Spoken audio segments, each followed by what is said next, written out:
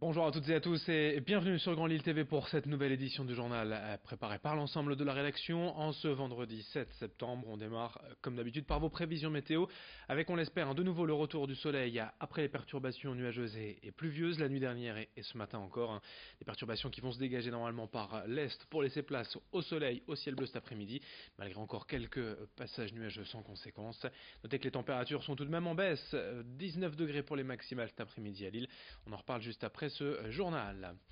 À la une tout d'abord, l'actualité politique avec la rentrée des élus de la région et notamment celle des socialistes dans le Nord et le Pas-de-Calais. Les deux fédérations régionales se réunissent demain à Gravelines à Sportica pour une université de rentrée au thème évocateur Partons à la reconquête. Dans la région, le nombre d'adhérents socialistes a été divisé par 4 en 6 ans et aujourd'hui le PS tente malgré tout de faire bonne figure, de se faire une place dans l'opposition à Emmanuel Macron.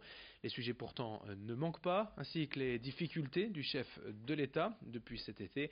Martine Filleul, première secrétaire fédérale, veut ainsi croire au renouveau du parti et veut reconquérir les Français, les nordistes en premier lieu. Elle était hier notre invitée, je vous propose de l'écouter.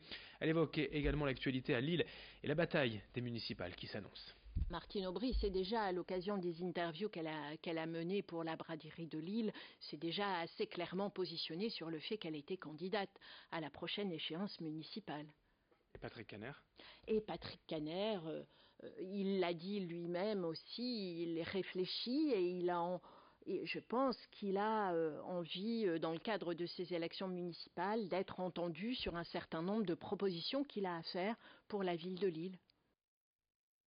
À Villeneuve-d'Ascq, hier donc avait lieu l'inauguration du nouveau V2 après 13 mois de travaux. L'extension du centre commercial vient tout juste d'être terminée. 19 millions d'euros ont été investis dans ces nouveaux espaces. Cette rénovation voulue pour offrir un centre plus familial, convivial et chaleureux fait la part belle à la lumière et aux belles matières avec du bois, de la pierre et du marbre. C'est une nouvelle expérience pour les visiteurs que l'on va également découvrir ensemble avec ses propos recueillis sur place par Margot Sailly.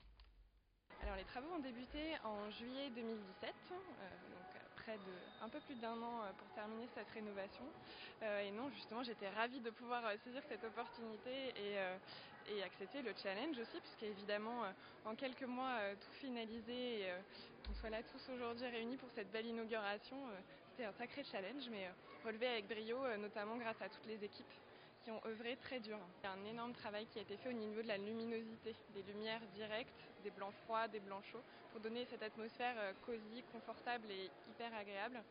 Tout un travail aussi a été fait sur l'acoustique du lieu, pour qu'on se sente bien, et que toute cette atmosphère que reflète V2, c'est pour que les clients s'y sentent bien et y reviennent. En bref, une information aussi dans l'actualité pour celles et ceux qui souhaiteraient passer le week-end à Paris. Attention, des perturbations annoncées sur la ligne TGV Lille-Paris durant les 2 prochains week-ends et les week-ends uniquement. En raison de travaux sur les voies en région parisienne, les trains seront déviés vers la gare de Lyon et non pas la gare du Nord, comme c'est le cas d'ordinaire, ce qui devrait allonger les trajets d'environ 30 minutes, annonce la SNCF.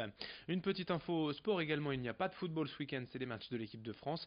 En athlétisme, sachez que le champion du monde de 800 mètres l'année dernière, Pierre-Ambroise Boss, vient de s'engager avec le LMA, le Lille Métropole Athlétisme. C'est un club qu'il connaît bien puisque c'est celui de son entraîneur Alain Ligné, originaire de Tourcoing. Dans ce journal également le portrait d'un jeune aventurier nordiste, Romain Neport, qui travaille chez un fabricant ch'ti de vélos électriques au Haut-de-Fil. Il rentre tout juste de Chine après 13 000 km à vélo. Il a en fait participé à Sun Trip, une course de vélo électrique, solaire précisément, un départ donné de Lyon et un objectif rallier Canton 13 000 km plus à l'est, le tout avec un vélo à assistance électrique, mais seule l'énergie solaire était autorisée pour recharger les batteries. Ce défi, Romain l'a réalisé en 70 jours, c'est une belle aventure qu'il nous raconte au micro de Margot Sailly. C'est une course où il faut être autonome, il faut choisir son itinéraire, ça veut dire aussi réfléchir les pays qu'on va traverser, les visas qu'il va falloir prendre, sur les périodes où on pense pouvoir passer avec les rythmes estimés de progression sur le parcours. Il faut après adapter son vélo électrique à l'autonomie solaire. Donc le principe, c'est d'avoir un vélo électrique qui a toujours du courant sans se mettre sur une prise pour charger ses batteries, être autonome avec ses panneaux solaires.